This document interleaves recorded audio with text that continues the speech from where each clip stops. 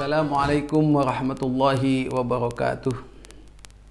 Bismillahirrahmanirrahim. Alhamdulillahi rabbil alamin. Wassalatu wassalamu ala asyrafil anbiya wal mursalin Sayyidina Muhammadi wa ala alihi wa sahbihi ajma'in, amma ba'du. Alhamdulillah, pada episode kali ini kita sudah memasuki hadis yang ke-29, di mana hadis ke-29 ini diceritakan langsung dari sahabat Mu'ad bin Jabal radhiyallahu ta'ala anhu. Beliau menceritakan, qultu ya Rasulullah, akhbirni bi amalin yudkhilunil jannata wa yuba'iduni anin nar. Ya Rasul, akhbirni, beritahu kami, bi amalin, tentang sesuatu amalan, yudkhilunil jannata wa yuba'iduni anin nar. Beritahu kami tentang suatu amalan yang dapat mengantarkan kami masuk surga dan menjauhkan kami dari neraka. Apa kemudian jawaban baginda? Laqad sa'alta an 'azimin wa innahu la yasirun ala man yassarahu Allah ta'ala alaih. Sungguh ini pertanyaan yang sangat luar biasa, pertanyaan yang agung. Wa innahu la yasirun ala man yassarahu Allah. Dan sungguh itu suatu hal yang mudah bagi orang-orang yang telah diberi kemudahan oleh Allah Subhanahu wa ta'ala. Kemudian baginda Rasul melanjutkan jawabannya, jika kamu ingin masuk ke surga dan dijauhkan oleh Allah dari nerakanya, maka yang pertama, ta'budullaha la tusyriku bihi syai'a. Menyembahlah engkau, menghambalah engkau hanya kepada Allah. Wala tusyriku bihi syai'a, dan jangan pernah kamu mensekutukan Allah dengan selain Allah. Artinya kita harus betul-betul menghamba, kita betul-betul beribadah hanya karena Allah Subhanahu wa ta'ala. Kemudian yang kedua, wa tuqimus shalah. Jika dirimu ingin masuk ke surga dan dijauhkan dari neraka, tegakkanlah salat, dirikanlah salat, maka insya Allah dirimu akan dekat dengan surga. Wa tu'tiz zakah, tunaikanlah zakat.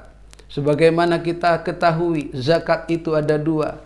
Yang pertama adalah zakat fitrah, di mana kita semua wajib mengeluarkan setiap tahun di hari terakhir bulan Ramadan, yaitu di saat hari raya Idul Fitri, di mana kita semua wajib mengeluarkan sebanyak 3 kg misalnya dari makanan yang kita makan setiap hari.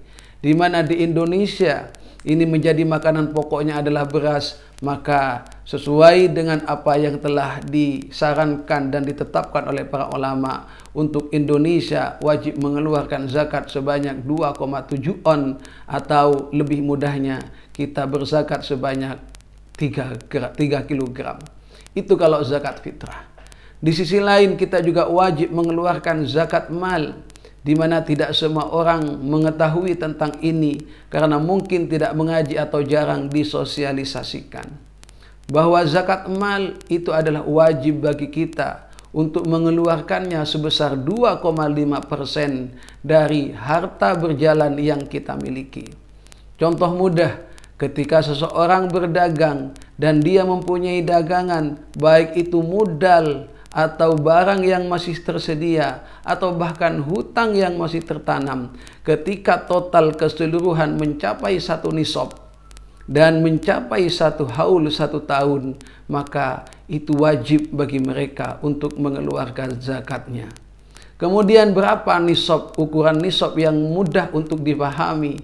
Jadi kalau kita krus dengan harga emas pada saat ini, kalau harga emas kita harganya 1 juta per gram, maka berarti 1 nisab hari ini berkisar antara nominal sekitar 80 jutaan. Jika modal yang kita miliki untuk sebuah usaha mencapai 80 juta, baik barang yang masih tersedia atau dari hutang yang masih ada, maka pada saat itu sebenarnya orang tersebut sudah wajib mengeluarkan zakat mal. Kemudian yang ketiga, yang keempat, watasumu Ramadan, melaksanakan puasa di bulan Ramadan. seperti yang kita jalani saat ini. Dan yang terakhir adalah wa tahujjal baita, dan kalian melaksanakan ibadah haji.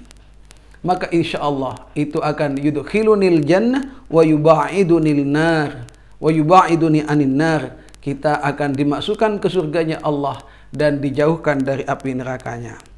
Kemudian baginda Nabi melanjutkan, ala adulluka ala abwabal khair. Apakah belum aku tunjukkan, atau apakah kamu ingin aku tunjukkan tentang pintu-pintu kebaikan? Maka baginda Rasul menjawab, melanjutkan, as-sawmu junnah was-sadaqatu tudfi'ul khati'ah kama yudfi'ul ma'un nar wa salatul rajuli fi jawfil lail. Baginda Rasul itu juga menyampaikan bahwa pintu-pintu kebaikan itu adalah as-sawmu junnah. Puasa ini akan menjadi tameng, akan menjadi benteng pertahanan kita. Karena dengan puasa kita telah membentengi diri kita dari hawa nafsu, dari godaan-godaan setan, sehingga kita tidak mudah terperangah dan terjerumus dalam suatu godaan yang menjanjikan kenikmatan dan kesenangan sesaat itu. Oleh karenanya ketika kita sering melaksanakan puasa, insya Allah tameng atau benteng pertahanan kita akan semakin kuat. Kemudian was-shadaqatu tudfi'ul khati'ah. Di antara setiap sedekah yang kita salurkan itu tudfi'ul khati'ah, maka ia akan menghapus segala kesalahan dan kekeliruan. Dalam kata lain, ketika kita suka dan senang untuk bersedekah, maka insya Allah segala keburukan dan kesalahan, keluputan yang kita lakukan akan senantiasa dihapus oleh Allah Subhanahu wa Ta'ala. Disampaikan pula kama yudfi'ul ma'u an-narah, sebagaimana air dapat mematikan api. Wa salatu rajuli fi jawfil lail. Pintu-pintu kebaikan yang ketiga adalah salatnya seseorang di tengah malam. Makanya baginda Rasul menyampaikan salah satu firman Allah, di mana di dalam Al-Quran, kalau tidak salah di surat As-Sajadah, beliau mengutip sebuah firman Allah yang berbunyi, tatajafa junubuhum 'anil madaji'i yad'una rabbahum khawfan wa tama'a wa mimma razaqnahum yunfikun. Sampai kemudian beliau melanjutkan, فَلَا تَعْلَمُ نَفْسٌ مَا أُخْفِيَ لَهُم مِّن قُرَّةِ أَعْيُنٍ جَزَاءً بِمَا كَانُوا يَعْمَلُونَ. Itulah firman Allah yang dikutip oleh baginda Rasul untuk menyampaikan bahwa pintu kebaikan itu ada pada seseorang yang tatajafa junubuhum anil madaji'i yad'una rabbahum khaufan wa tama'a. Mereka-mereka yang meninggalkan tempat tidurnya untuk menghadap kepada Allah Subhanahu wa Ta'ala khaufan wa tama'a, karena ada rasa takut pada dirinya dan keinginan yang kuat untuk mendapatkan ridhonya Allah. Bahkan mereka wa mimma razaqnahum yunfikun, dari setiap apa yang telah diberikan oleh Allah sebagai rizki, mereka yunfikun, mereka infakkan, mereka gunakan dalam kegiatan-kegiatan kebaikan. Kemudian baginda Rasul juga menyampaikan, ala ukhbiruka bi ra'sil amri wa amudihi wa dirwati sanamihi. Apakah ingin engkau ini aku beritahu tentang bira'sil amri, yaitu pokok urusan keagamaan ini, wa umudihi, dan tiang-tiangnya, wa dirwati sanamihi, dan puncak tertingginya. Maka qultu bala, iya ya Rasul, bala ya Rasulullah, iya ya Rasul. Maka Nabi melanjutkan, ra'sul amri al-Islam. Pokok urusan agama Islam ini, ra'sul amril Islam, pokok urusan agama ini adalah Islam. Wa amuduhu as-salah. Adapun tiangnya, pancangnya adalah salat. Wa dhirwatu sanamihi al-jihad, dan puncak tertingginya adalah jihad. Artinya, kita ini di dalam hidup, kita akan memulai dari sesuatu yang pokok, yaitu salat, dan puncak tertinggi dari keyakinan dan keimanan kita kepada Allah sekaligus rasa penghambaan kita kepada Allah, yaitu ketika kita mau berjihad, yaitu jihadun nafsi, kemudian jihad di dalam diri kita, kemudian ada juga jihadul amal, jihad di dalam amal-amal kita terus berusaha, kemudian jihadul kufar, kemudian pada akhirnya dan pada saatnya kita juga akan melakukan jihad untuk menegakkan agama Islam dan menghancurkan orang-orang kafir. Summa qala ala ukhbiruka bimilaki dzalika kulli. Kemudian Nabi melanjutkan, apakah engkau ingin aku beritahu tentang bimilaki dzalika kulli, sesuatu yang menjadi kekuatan dan menguatkan semua tersebut di atas? Qultu bala ya Rasulullah. Iya ya Rasul.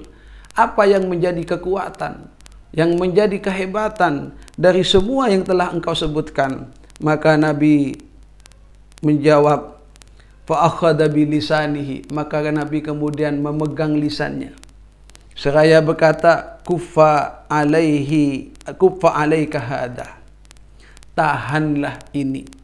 Artinya janganlah kemudian kalian suka bicara, jangan banyak bicara, tahanlah lisanmu, tahanlah mulutmu, jangan sampai berbicara dengan sesuatu yang semua apa yang keluar dari mulut ini tentunya mempunyai pengaruh dan risiko yang kadang-kadang tidak kita duga, dan itu luar biasa.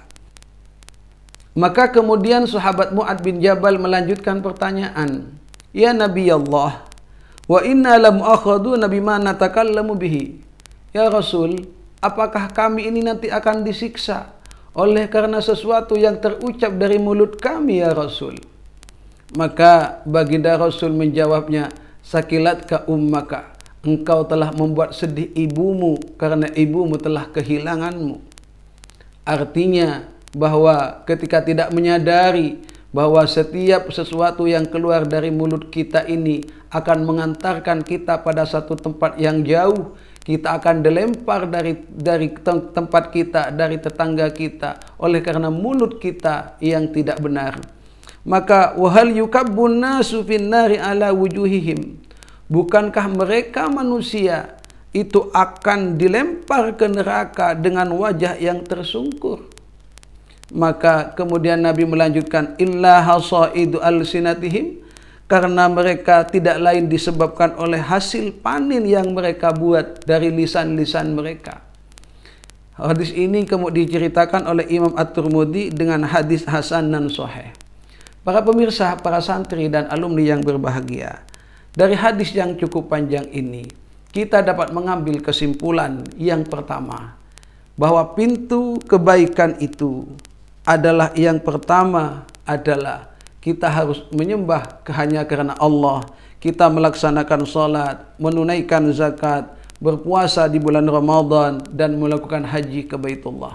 Adapun pintu-pintunya agar kita dimudahkan melaksanakan 5 hal ini. Yang pertama as-shaum, kita melaksanakan puasa. Karena dengan puasa kita akan terhindar dari sesuatu yang tidak kita inginkan. Karena puasa akan menjadi tameng dari nafsu yang kita miliki. Was-shadaqatu tudfi'ul khati'ah. Kemudian yang kedua, kita banyak bersedekah agar senantiasa keburukan-keburukan yang terjadi pada kita dihapus oleh Allah. Dan yang ketiga, pintu kebaikan itu mari kita lakukan salat malam. Dan kekuatan kita sebagai orang Islam tentu adalah ketika kita melaksanakan sholat, dan puncaknya ketika kita mampu berjihad, baik itu jihad bil amal, jihad di dalam ibadah, jihad di dalam nafsu, dan jihad melawan orang-orang kafir. Kemudian yang ketiga, baginda Nabi senantiasa berpesan bahwa kekuatan dalam diri kita adalah ketika kita mampu menjaga lisan. Jangan sampai kemudian kita berucap sesuatu yang tidak baik, karena itu akan mempengaruhi hidup kita, akan mempengaruhi kewibawaan kita, bahkan akan mempengaruhi perjuangan dan politik strategi kita. Dan yang terakhir, sekali lagi mengingatkan bahwa keselamatan kita itu ada pada lisan kita, dan pada saatnya kita akan memetik hasil panen dari mulut-mulut kita ini. Oleh karenanya ada satu ungkapan disampaikan, salamatul insan fi hifdzil lisan, bahwa keselamatan manusia adalah mereka ketika mampu menjaga lisannya. Ketika lisan ini selamat, insya Allah hidup kita akan selamat. Tetapi sebaliknya, ketika lisan kita ini terpeleset kepada suatu hal yang buruk, pada kesombongan dan semacamnya, maka bukan tidak mungkin kita juga akan merasakan akibat dari lisan yang tidak baik ini. Terlebih di hadis sebelumnya sudah disampaikan bahwa setiap ungkapan dari kita adalah sedekah jika itu menjadi al-kalimatut thayyibah, yaitu kalimat-kalimat yang baik. Para pemirsa, para santri dan alumni yang berbahagia, demikian yang bisa sampaikan pada kesempatan kali ini. Kurang lebihnya mohon maaf. Wassalamualaikum warahmatullahi wabarakatuh.